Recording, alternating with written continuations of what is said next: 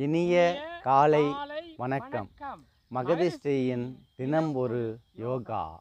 மகதிஷ்டியில் தினம் ஒரு யோகாவில் பார்த்து கொண்டிருக்கும் நமது அன்பர்களுக்கு அனைவருக்கும் இனிய காலை வணக்கத்துடன் இன்றைய ஆசனத்தின் பெயர் வசிஷ்ட ஆசனம். இந்த வசிஷ்ட ஆசனம் செய்வதனால் நிறைய பலன்கள் கிடைக்கும். மிகவும் கவனமாக செய்யக்கூடிய ஆசனமாகும். ஏனென்றால் மனதை ஒருநிலைப்படுத்தினால்தான் இந்த ஆசனத்தை செய்ய முடியும். நடுக்கம் ஏற்படும். கை தவறி கீழே விழுந்தால் கூட கொஞ்சம் கவனமாக செய்யணும். நல்ல பயிற்சி செய்ததுக்கு அப்புறம் தினமும் கொஞ்சம் கொஞ்சமாக செய்து பிறகு அந்த ஆசனத்தை நாம் செய்வோமானால் நமக்கு நிறைய பலன்கள் கிடைக்கக்கூடியதாகும். இந்த ஆசனத்தை நமக்கு 2 பாகங்களாக பிரிப்போம். அதிக நேரம் எடுத்துக்கொள்ள வேண்டாம். ஒரு 10 எண்ணிக்கை இருந்தால் போதுமானதாகும்.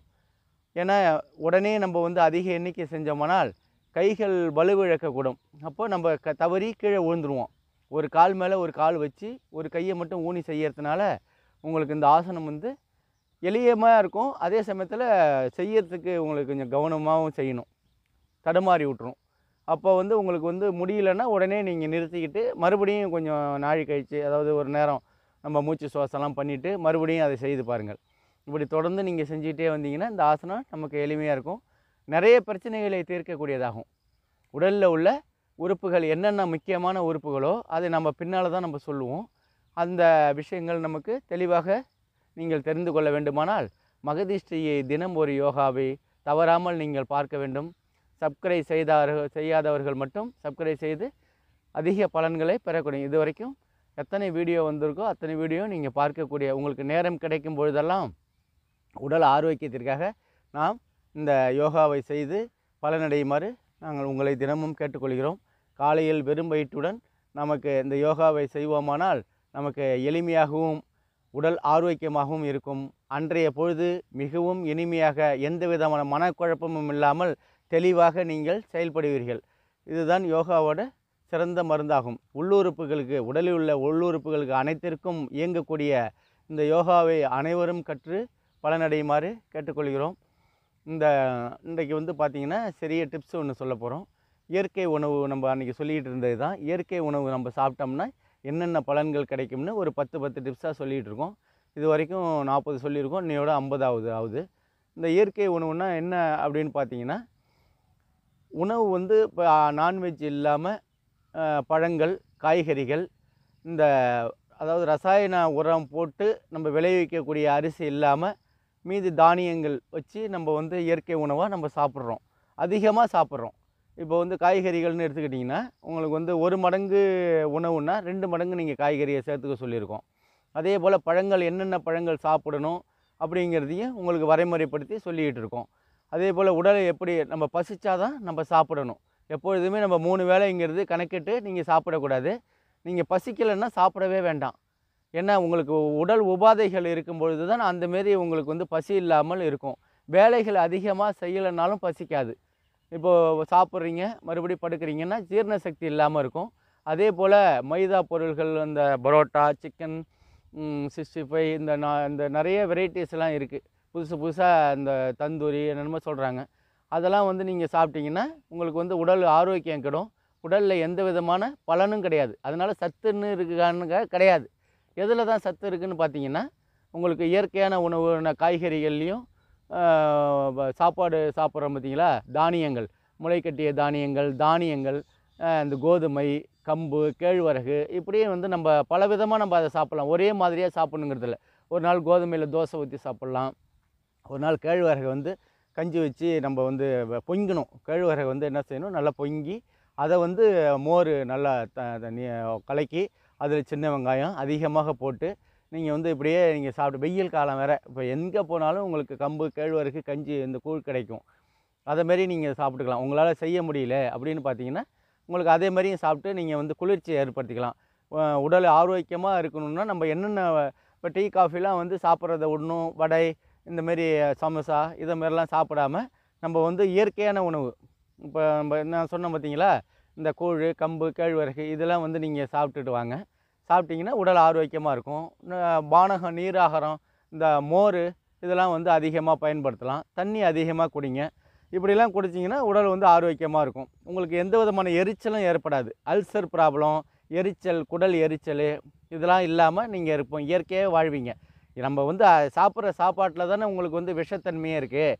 அந்த விஷத்தன்மையை முறிக்கக்கூடிய உணவு நம்ம சாப்பிட்டுட்டோம்னா உடல் வந்து ஆரோக்கியமாக தானே இருக்கும். அந்த உணவை தான் நம்ம இப்போ இதை பற்றி சொல்லிக்கிட்டு இருக்கோம். இயற்கையான இப்போ யோகாவும் செஞ்சுட்டு அதே போல் இயற்கையான உணவையும் நம்ம கடைபிடிச்சிட்டோம்னா கஷ்டம்தான். ஆனால் கொஞ்சம் கொஞ்சமாக தான் நம்மளை மாற்றிக்கணும். நம்ம செஞ்சு நம்மளுக்கு பிறருக்கு பயன்படுற மாரி வீட்டில் உள்ளவங்களுக்கும் சொல்லிக் கொடுத்து அவங்களுடைய மனநிலையும் மாற்றணும். அதிகமாக செல் பார்க்குறதையும் தவிர்த்துட்டு கண்களுக்கு வந்து குறைபாடு ஏற்படுகிறது. இது வந்து ஆராய்ச்சியிலேயே சொல்லிட்டாங்க. இருந்தாலும் யாரும் கேட்குறதில்ல. இன்றைக்கி வந்து பார்த்திங்கன்னா ஒரு குழந்தைங்க படிக்கிற குழந்தைங்க பார்த்திங்கன்னா அதிக நேரம் வந்து படிக்கக்கூடிய திறன்களும் ஏற்படுறது. அது மூலயமாவும் அவங்களுக்கு வந்து கண்ணாடி போடுற மாரி ஒரு சூழ்நிலை உருவாகுது. செல்லை அதிகமாக பார்க்கறதுனால இதுமாரி 2 இதுலேயும் உங்களுக்கு பாதிப்பு தான் ஏற்படுது. இதை வந்து தவிர்க்கணுன்னா நம்ம வந்து என்ன செய்யணும், அவங்களுக்கு சத்தான உணவுகள் நம்ம கொடுக்கணும். இப்போ தானியங்கள்னு பார்த்திங்கன்னா 20, 30 தானியங்களை போட்டு அரைச்சி அந்த சத்து மாவு மாரி வச்சுக்கலாம். அதை வந்து நீங்கள் வந்து அவங்களுக்கு வந்து அந்த காஃபி, டீக்கு பதிலாக அதை நீங்கள் கொடுக்கலாம்.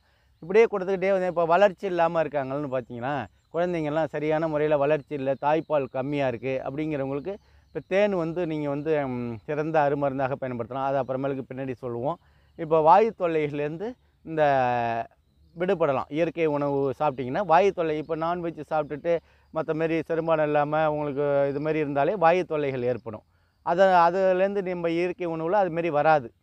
என்னங்க, இந்த எக்ஸிமான்னு சொல்லுவோம். அந்த நோயிலேருந்து நம்ம குணமாக்கிறதுக்கு இது ஒரு நல்ல ஒரு இயற்கை உணவு நமக்கு பயன்படுது. அதே போல் காய்ச்சல் வராமல் தடுக்கக்கூடும். காய்ச்சல் வந்தாலும் குணப்படுத்தக்கூடியது தான் இந்த இயற்கை உணவு. இப்போ காய்ச்சல் வந்துச்சு, அப்போ வந்து நம்ம எந்த விதமான இதுவுமே சாப்பிடக்கூடாது. அப்போ சொல்லுவாங்க, இந்த கஞ்சி வச்சு நம்ம வந்து கொடுப்பாங்க. பயிறு அந்த இதெல்லாம் போட்டு கடைஞ்சி அது நல்லா மையாக இது பண்ணி, என்ன காரணம், செரிமான சக்தி இல்லாததுனால தான் உங்களுக்கு வந்து அதுமாரி இருக்கிறது. அதை வந்து காய்ச்சலை குணப்படுத்தக்கூடியது இந்த இயற்கை உணவாகும். அதே போல் இந்த வயிற்று வலி வந்ததுனாலும் அதை போக்கக்கூடியதாகும். குளிர்ச்சியான பொருள்கள்லாம் நம்ம கொடுப்பாங்க. அதுக்கு முன்னாடி இந்த சீரக அந்த இதெல்லாம் வந்து அரைச்சி கொடுப்பாங்க. வயிற்று வலி வந்ததுன்னா அதை வந்து அரைச்சி நல்லா கலந்து கொடுப்பாங்க.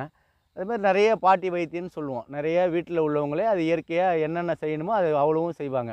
அதே போல் இந்த அம்மை நோயின்னு சொல்லுவோம் பார்த்தீங்களா, வெயில் காலத்தில் தான் வரும். ஏன் வருதுன்னு பார்த்தீங்கன்னா, உடலில் உள்ள சூடுகள் அதிகமாகி வெப்பம் தாங்க முடியாமல் இதுமாரி வர்றது தான் வெளிப்படுத்துது. அந்த அம்மை நோய்ங்கிறது உடலில் உள்ள சூட்டை வெளிப்படுத்துறது. அது வராமல் தடுக்கக்கூடியதுன்னா நமக்கு வந்து இப்போ ஆயில் மெசேஜ் இந்த இதெல்லாம் செஞ்சுக்கிட்டே இருக்கணும். குளிர்ச்சியான பொருள், பானகம் இதுமாரி நம்ம வந்து பழங்கள் இதெல்லாம் சாப்பிட்டோம்னா நம்மளுக்கு வந்து உடலில் உள்ள சூட்டுகளை தணிச்சிடும். இந்த மாதிரி புதினா, கொத்தமல்லி, கருவேப்பிலை இதெல்லாம் அதிகமாக நம்ம சேர்த்துக்கணும். இந்த முளைக்கட்டிய பயிர்கள் இதெல்லாம் வந்து நம்ம இருக்கணும். அதுமாரி மூளையில் கட்டி வருதுன்னு பார்த்தீங்கன்னா, அதுமாரி சூட்டில் வர்றது தான். அதெல்லாம் வந்து இந்த இயற்கை உணவு வந்து குணப்படுத்தும். அதே போல் கை கால்கள்லாம் மரத்து போகுங்க. அதேமாரி வராமல் தடுக்கக்கூடியதாகவும் இந்த இயற்கை உணவாகும். காசநோய் வராமல் தடுக்கக்கூடும். காசநோய் இன்னும் இந்த இருமிக்கிட்டே இருப்பாங்க. அவங்களெலாம் வந்து பார்த்திங்கன்னா நம்ம கொஞ்சம் தூரம் இன்ஃபெக்ஷன் ஆகாமல் எட்டக்க இருக்கணும். அந்த காலத்துலலாம் வந்து பார்த்திங்கன்னா தனிமைப்படுத்துவாங்க. அதுமாரி இருந்ததுன்னா அதுமாரிலாம் வராமல் இயற்கை உணவு சாப்பிட்டிங்கன்னா அதெல்லாம் வராது. அதே போல் இந்த எலும்புலாம் வந்து பார்த்திங்கன்னா உடஞ்சிடும். இப்போ ஒரு ஆக்சிடெண்ட்டோ இல்லை வந்து சாதாரணமாகவே உங்களுக்கு வந்து எலும்பு வந்து சில பேருக்கு வந்து பார்த்திங்கன்னா பிடிப்பு இல்லாமல் இருக்கும். அதாவது வலு இல்லாமல் இருக்கும். அந்தமாரி இருக்கிறப்ப லைட்டாக கிராக் ஆனால் கூட அதை வந்து நம்ம குணப்படுத்துறதுக்கு நம்ம ஆஸ்பத்திரிக்கு தான் போவோம். அதுமாரி இயற்கை உணவு நீங்கள் சாப்பிட்டிங்கன்னா, சத்தான உணவுகள் சாப்பிட்டிங்கன்னா எலும்புகளும் வலுப்பெறும். யோகா பண்ணிங்கன்னா அதோட இன்னமும் சேர்ந்துக்கும். இதுமாரி இந்த பாம்பு விஷம் கூட உடனே இறங்கக்கூடியதாகும். ஏன்னா உங்களுக்கு வந்து அந்த அளவுக்கு அந்த இயற்கையில் வந்து அவ்வளோ ஒரு விஷயங்கள் இருக்குது. அதை பார்த்து நீங்கள் வந்து பலன் பெறணும். 2வது பார்த்திங்கன்னா, இன்றைக்கி வந்து செய்ய போகிற ஆசனம் வந்து பார்த்திங்கன்னா வசிஷ்ட ஆசனம். இந்த வசிஷ்ட ஆசனம் செய்வதனால் நிறைய பலன்கள் ஏற்படும். பொறுமையாக செய்யுங்க. அதற்கான இந்த பயிற்சி மட்டும் நம்ம இப்போ செய்கிறோம். அதே போல் இந்த தேன் வந்து பார்த்திங்கன்னா சொன்னோம் பார்த்தீங்களா, தேன் வந்து அந்த உடலை வந்து அவ்வளோ ஆரோக்கியமாக வச்சுக்கூடியது. இந்த சோர்வு இல்லாமல் நம்ம ஏற்படக்கூடியதாகும். உண்மையாக சுத்தமான தேனாக இருக்கணும். அது எங்கேயாச்சும் கிடச்சிதுன்னா நீங்கள் வாங்கி பயன்பெறுங்க. அதில் வந்து பார்த்திங்கன்னா இந்த செம்பு, கால்சியம், மெக்னீசியம், இந்த இந்த இரும்பு சாத்து இது எல்லாமே இருக்குது. அது உலோகம் அந்த இதுமாரிலாம் நிறைய விஷயங்கள் இருக்குது. இந்த வளர்ச்சி இல்லாமல் இருக்கிறாங்க பார்த்தீங்களா குழந்தைங்க, அவங்களுக்கு வந்து இந்த பாலில் வந்து தேனை கலந்து கொடுத்துக்கிட்டே வந்தீங்கன்னா அவங்க நல்லா வளர்ச்சி பெறுவாங்க. சுறுசுறுப்பு ஏற்படும். சோர்வுங்கிறதே இருக்காது. இது வந்து தேன் ஒரிஜினலாக இருக்கணும். அதை பார்த்து நீங்கள் வாங்கி பலன் பெறுங்க. எல்லாருமே அந்த தேனை அருந்தலாம். கிடைக்குதான்னு பாருங்கள். ஏன்னா கடையில் வந்து சில இதில் வந்து கொஞ்சம் கலப்படம்லாம் இருக்கும். இந்த வெளியில் விற்கிறவங்களும் அதுமாரி நிறைய நம்மளை ஏமாற்றுவாங்க. அதுமாரி இல்லாமல் இயற்கையாக அதுமாரி தேன் நம்ம கண்ணுக்கு நேராக எங்கேயாச்சும் கிடச்சிதுன்னா என்ன விலையாக இருந்தாலும் நீங்கள் கொடுத்து வாங்கி வீட்டில் வந்து அதை ஒரு மருந்தாக வச்சிங்க. சரிங்களா? இப்போது வசிஷ்ட ஆசனம் செய்வதற்கான பயிற்சிகளை நாம் இப்பொழுது பார்க்க போகிறோம். இப்போ வந்து கைக்கு தான் வந்து அதிகமான வலுவூட்டும் பயிற்சி. இந்த கையை ஊனி தான் நம்ம வந்து ஒரு காலில் நிற்க போகிறோம். அப்படிங்க உள்ள கைக்கு நம்ம வந்து அந்த பயிற்சியை பண்ணுவோம். 1 2 3 4 5 6 7 8 9 10 11 12 13 14 15. அதே போல் கையை கீழே கொண்டு வாங்க. 1 2 3 4 5 6 7 8 9 10 11 12 13 14 15. அப்போ கையை சுழற்சி பண்ணுங்கள். எந்த அளவுக்கு நீங்கள் வந்து வலது பக்கம் ஒரு 10 முறையும் இடது பக்கம் ஒரு 10 முறையும் சுற்றுனீங்கன்னா உங்களுக்கு வந்து கைகளுக்கு வந்து வலுவூட்டப்படும். நரம்புகள்லாம் வந்து அனைத்து நரம்புகளும் செயல்பட ஆரம்பிக்கும். கையை வந்து தாங்கக்கூடிய அந்த சக்தியை நம்ம ஏற்படுத்திக்கணும். அந்த உடலையே தூக்கக்கூடியது இந்த ஒரு கையை வச்சுட்டு தான் நம்ம செய்ய போகிறோம். அதனால் கொஞ்சம் சிரமமாக தான் இருக்கும், கொஞ்சம் பார்த்துங்க. கால்களுக்கும் அதே போல் கால்களுக்கும் பயிற்சி பண்ணிங்க. கால்களுக்கு கையை அப்படி வச்சுக்கிட்டு அப்படி லைட்டாக தூக்கிங்க.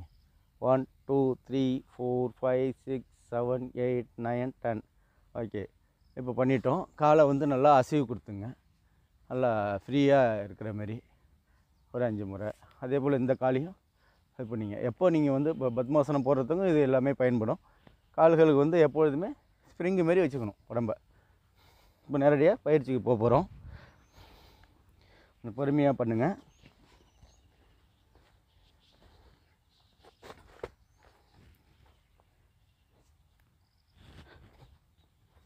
கையை ஊனிக்கிங்க. ஒரு கால் மேலே ஒரு கால் வச்சிங்க. தொடையில் வந்து இதை வச்சுக்கணும். எண்ணிக்கை 1 2 3 4 5 6 7 8 9 10. போதுமான அளவு. இப்போ பொறுமையாக இறங்கிக்கிங்க.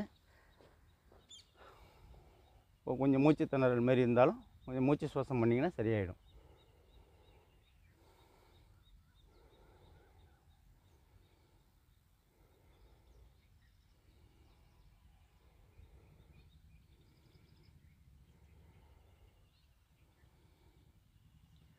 இப்போது மூச்சு சுவாசம் பண்ணிட்டோம். இப்போ இந்த ஆசனம் செஞ்ச பார்த்தீங்களா? இப்போ வந்து கொஞ்சம் எப்படி இருந்தது, நடுக்கம் ஏற்படுது பார்த்தீங்களா? ஏன்னா உடலை வந்து தூக்கி நிறுத்தி ஒருநிலைப்படுத்தி மனதை ஒருநிலைப்படுத்தினாலும் சமயத்தில் தவறி கூட விழலாம். அதனால் ஒன்றும் நீங்கள் தவறாக இது பண்ணக்கூடாது. நம்ம ஆசனம் அதான் சொல்கிறேனே, கொஞ்சம் பொறுமையாக செய்யுங்க. செஞ்சிங்கன்னா உங்களுக்கு வந்து ஈஸியாக வந்துடும். அதே போல் மாற்று செய்யணும். இப்போ முதல் சுற்று முடிச்சிட்டோம். இப்போ மாற்று செய்யணும். அதே போல் வேறு அடுத்த இதில் மாற்றி செய்வோம்.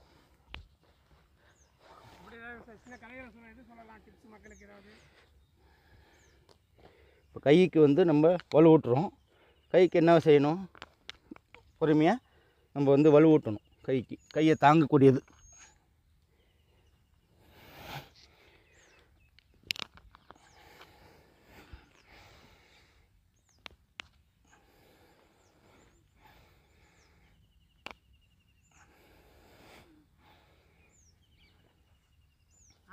இயற்கை உணவை பற்றி கொஞ்சம் சொல்லிட்டு அடுத்தது போகலாம்.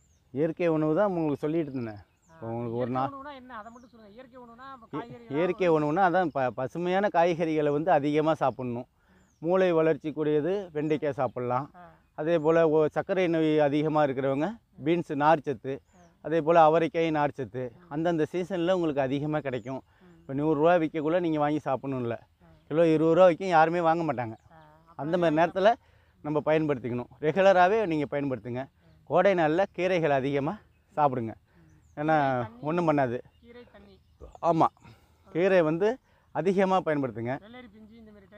நிறைய கிடைக்கிது இப்போ சீசன். அது வெள்ளரி பிஞ்சுலாம் இயற்கையான உணவு. அதெல்லாம் கிடைக்கிறது ஒரு பெரிய அபூர்வம்.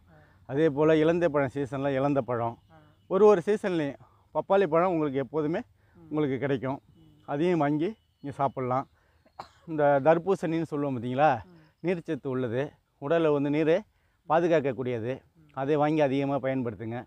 பழங்கள் அதான் வேறு எதுக்கு செலவு பண்ணாமல் இப்படி உடல் ஆரோக்கியத்துக்காக நீங்கள் வாங்கி சாப்பிடுங்க. அதுக்காக நீங்கள் எல்லாமே இவ்வளோ காசு ஆகுமா அப்படின்னு நினைக்க வேண்டாம். கிடைக்கும்போது குறைவாக கிடைக்கக்குள்ள என்ன கிடைக்குதோ அதை வந்து வாங்கி சாப்பிடுங்க. வீட்டில் உள்ளவங்க சொல்லுவாங்க, என்னப்பா 280 ரூபா, நான் 240 ரூபா விற்கிது ஆப்பிள், வேண்டாம், மீதி பழத்தை சாப்பிடுங்க. இதுதான் சாப்பிட்ணுன்னு நாங்கள் சொல்ல வரல. நம்மள்ட்ட என்ன வீக்கம் இருக்கோ கையில் அந்த அளவுக்கு நீங்கள் பயன்படுத்துங்க. 500 ரூபா சம்பாரிச்சுட்டு 300 ரூபாய்க்கு பழத்தை வாங்கி சாப்பிட்டுட்டிங்கன்னா குடும்பம் எப்படி உங்களுக்கு இது பண்ண முடியும்? அதனால் இயற்கை உணவுன்னா நிறைய விஷயங்கள் இப்போ 10 ரூபாய்க்கு உங்களுக்கு கிடைக்கிது. ஒரு வெள்ளரி பிஞ்சு பார்த்தீங்கன்னா 10 ரூபா தான்.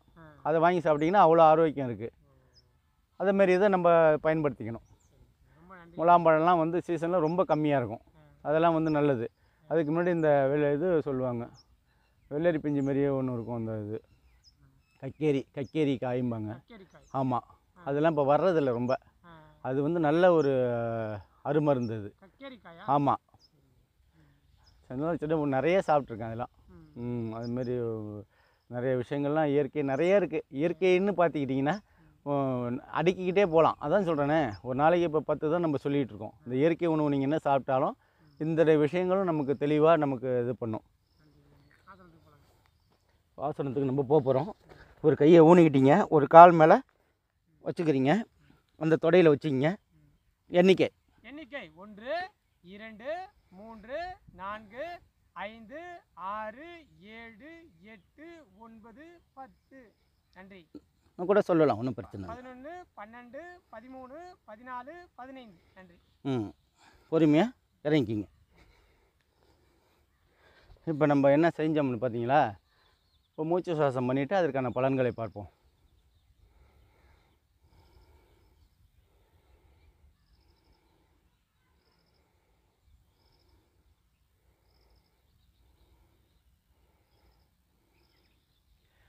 குழந்தைங்கள்லாம் வந்து செய்ய ஆரம்பிச்சிட்டாலே அவங்களுக்கு வந்து என்ன சொன்னாலும் செய்ய முடியும். இப்போ நம்மள மாதிரிலாம் கிடையாது. வளையும் தன்மை அதிகமாக உடையவங்க. பிஞ்சிலேயே 5 வளையாது 50 வளையுமான்னு சொல்லுவாங்க பார்த்தீங்களா? அதுமாரி 5 வளைய விடணும். அவங்களுக்கு வந்து 5 வளையாது 50 வளையாது. அதனால் 5 வளைய விட்டு அவங்களுக்கு வந்து நிறைய விஷயங்கள் நிறைய நீங்கள் பாருங்கள், சேனல்லலாம் பாருங்கள், எவ்வளோ ஒரு அருமையாக யோகா செஞ்சு அவங்க அசத்துறாங்க. அந்தமாரி ஒரு அவங்களுக்கெல்லாம் அந்த பயிற்சியை கொடுத்து ஆரம்பத்திலேயே அவங்களுக்கு வந்து நல்ல ஒரு பழக்க வழக்கத்தை ஏற்படுத்தி கொடுக்கணும். இப்போ கொஞ்ச நாள் பழக்க வழக்கங்கள் இப்போ தீய பழக்கங்கள்லேருந்து மாறக்கூடியது இந்த ஒரு ஆசனமாகும். அவங்களையும் நம்ம மாற்றி கொண்டுட்டு வந்து நல்ல ஒரு உடலை ஆரோக்கியமாக வச்சுக்கலாம். எந்த விதமான இப்போ நம்ம இந்த வியாதிலாம் இப்போ தானே வந்திருக்கு. உங்களுக்கு ஒரு 20-30 வருஷமாக தானே உங்களுக்கு சர்க்கரைன்னா என்னென்னு தெரியும், இது என்ன கொலஸ்ட்ரால்னால் என்னென்னு தெரியும். அதுக்கு முன்னாடி யாருக்கு தெரியும் சொல்லுங்கள்? எந்த விதமான தெரியாது. எண்ணெயை வந்து நீங்கள் வந்து தூய எண்ணெயை மட்டும் நல்லா பயன்படுத்துங்க. எண்ணெயில் தான் உங்களுக்கு நிறைய விஷயங்கள் இருக்குது. எந்த அளவுக்கு நீங்கள் எண்ணெயை குறைச்சி நீங்கள் வந்து ஒரு காய்கறிகளையோ இல்லை வந்து தோசை சுடுறதுலையோ இதெல்லாம் வந்து நான்ஸ்டிக் நீங்கள் பயன்படுத்தலாம். தோசையெல்லாம் வள்ளின்னா எண்ணெயை ஊற்றி செய்கிறதுனால மட்டும் உடம்புக்கு எந்த அளவுக்கு நீங்கள் எண்ணெயை ஊற்றி செய்கிறீங்களோ அது அப்படியே கொழுப்பாக மாறும், உடல் ஆரோக்கியத்தை தான் கெடுக்கும். ஆவியில் வந்ததை அதிகமாக சாப்பிடுங்க. கிழங்கு வகைகள்லாம் பூமிக்கு கீழே இருக்கிற கிழங்கு வகைகள்லாம் இந்த சர்க்கரை நோய் உள்ளவங்க சாப்பிடாதீங்க. அது வந்து உங்களுக்கு கெடுதலாக முடியும். பூமிக்கு கீழே என்னென்ன கிழங்கு இருக்குது? உருளைக்கிழங்கு இருக்குது, அது நீங்கள் சாப்பிடக்கூடாது. சவாரி கிழங்குன்னு சொல்லுவாங்க, மரளிக்கிழங்கு, அதையும் அதான் பூமிக்கு கீழே என்னென்ன கிழங்குகள் விளையுதோ அவளையும் நமக்கு தீமைகளை ஏற்படுத்தக்கூடியும். பூமிக்கு கீழே விளைஞ்சாலே உங்களுக்கு வந்து கெடுதல் தான். முள்ளங்கி நல்ல விஷயந்தான். நான் சொல்கிறது சர்க்கரை வியாதிக்காரங்களுக்கு தான் நான் சொல்கிறேன். அவங்களுக்கு மட்டும்தான் இது. மீதி பேருக்கு எல்லாருக்குமே முள்ளங்கியில் வந்து பார்த்திங்கன்னா இந்த பச்சை தண்டு இருக்குது பார்த்தீங்களா, அது ஓரம் அந்த நுனியில் தான் அந்த பவரே இருக்குது. அந்த முக்கால்வாசி பாகத்தில் உள்ள சத்தை விட அந்த நுனி பாகத்தில் உள்ள சத்துக்கள் வந்து அதிகம், 80%. அதை வந்து நம்ம நறுக்கி தூக்கி எறிஞ்சிடுவோம். அந்த பாகம் அந்த ஒரு துண்டை மட்டும் நீங்கள் சாப்பிட்டீங்கன்னா ஒரு 4 இது முள்ளங்கி சாப்பிட்றதுக்கு சமம். அதை வந்து நீங்கள் பார்த்து பயன்பெறுங்க. இப்போது நம்ம ஆசனத்துக்கான பலன்களை வந்து நம்ம சொல்ல போகிறோம். இப்போ வந்து கையை ஊனிக்கிட்டு செய்கிறதுனால கைகள் வந்து வலுவூட்டப்படுகிறது. விலா எலும்புக்கு நன்றாக செயல்படக்கூடும். ஒரு பக்கத்துக்கு மாற்று ஆசனம் செஞ்சோம், ஒரு பக்கம் வலது கை ஒரு பக்கம் இடது கை, அப்படிங்கக்குள்ளே உங்களுக்கு வந்து அது ஆசனத்தோட பலன்கள் அதிகமாக கிடைக்கும். எப்பொழுதுமே மாற்றுங்கிறது உண்டு. இப்போ வலதுன்னா இடது, நன்மைனா தீமை, இப்படி 2 பாகங்களாக நம்ம பிரிச்சுக்கிறதே அதுக்காக தான். இந்த பக்கத்து உறுப்பும் செயல்படும். விலா எலும்புங்கிறது ஒரு பக்கம் கிடையாது, 2 பக்கமும் இருக்குது. அப்போ 2 பக்கத்து விலா எலும்பும் செயல்படணுன்னா, நன்றாக உறுதித்தன்மையாக இருக்கணும்னா என்ன செய்யணும்? நம்ம மாற்று ஆசனம் செய்யணும். அதை எண்ணிக்கை எத்தனை 20 நிமிஷம் நின்னா, 20 எண்ணிக்கையில் நின்னா, 30 எண்ணிக்கை எந்த அளவுக்கு நீங்கள் இந்த பக்கம் நின்னீங்களோ அதே அளவுக்கு சமமாக உங்களுக்கு அந்த பக்கமும் நின்றுடணும். அப்போ தான் வந்து உங்களுக்கு அந்த இடுப்பு விலா எலும்பு வந்து நன்றாக செயல்படுக்கணும். இடுப்பு அதுமாரி பார்த்திங்கன்னா வளையும் தன்மை ஏற்பட்டு உங்களுக்கு வந்து ஃப்ளெக்சிபிளாக ஆகிடும். உங்களுக்கு வந்து எந்த விதமான குறைபாடு இருக்காது, நன்றாக செயல்படுவீர்கள். பிட்டப்பகுதின்னு சொல்கிறோம் பார்த்தீங்களா, அது வந்து நன்றாக வலுப்பெறும். அதே போல் இந்த வெரிகோர் சொல்லுவாங்க, இதை வந்து தினமும் செஞ்சுட்டு வாங்க. ஏன்னா ஒரு 2 காலுக்குமே இது வந்து சிறந்த ஒரு வேலையாகும். நரம்பு சுருட்டலுங்கிறது உங்களுக்கு வந்து இல்லாமலே போயிடும். நீங்கள் இருந்தாலும் நீங்கள் கவலைப்படாதீங்க, இதை வந்து செஞ்சுட்டே வந்தீங்கன்னா அதே போல் மறை உறுப்புகள் வந்து பலப்படும். புரியுதுங்களா? இந்த விரை வீக்கம்னு சொல்லுவோம் பார்த்தீங்களா, அது வந்து வராமல் தடுக்கக்கூடும். அதே போல் தொடைப்பகுதி வந்து நடுக்கம் ஏற்பட்டு தேவையில்லாத சதைகள் குறைக்கப்பட்டு நீங்கள் அழகு பெறுவீர்கள். முகம் வந்து பொலிவடையும். உடம்பு ஆரோக்கியமாக வச்சுருந்தாலே முகம் தானாகவே பொலிவடையும். பெண்களுக்கு அதிகமாக செய்யக்கூடிய ஆசனமாகும் இது வந்து. அது அந்த கால்கள் நரம்புகள், அந்த காலில் உள்ள நரம்புகள்லாம் உங்களுக்கு இந்த யானைக்கால்னு சொல்கிறோம் பார்த்தீங்களா, அதெல்லாம் வராமல் தடுக்கக்கூடியது ஆகும் இந்த ஆசனம். இவ்வளோ விஷயம் இருக்குது. இந்த விசிஷ்ட ஆசனம் செய்து நீங்கள் வந்து பலன் பெறணும்னா மகதிஷ்டியின் தினம்பொரு யோகாவை பார்த்து பலன் பெறணும். மீண்டும் ஒரு முறை உங்களுக்கு இந்த ஆசனத்தோட பலன்களை சொல்கிறோம், நன்றாக கவனித்து கொள்ளுங்கள். இடுப்பில் வந்து விலா எலும்பு நன்றாக உறுதித்தன்மை பெறுகிறது. வஜ்ரம்னு சொல்லுவோம் பார்த்தீங்களா, அதுமாரி பெறுது. தினைக்கும் செய்யுங்க, ஒரு நாள் செஞ்சுட்டு விட்டுடாதீங்க, நன்றாக செயல்படும். பிட்டப்பகுதி வந்து வலுப்படும். வெரிகோர் சொல்லுவாங்க, இதை தினமும் செய்யுங்க.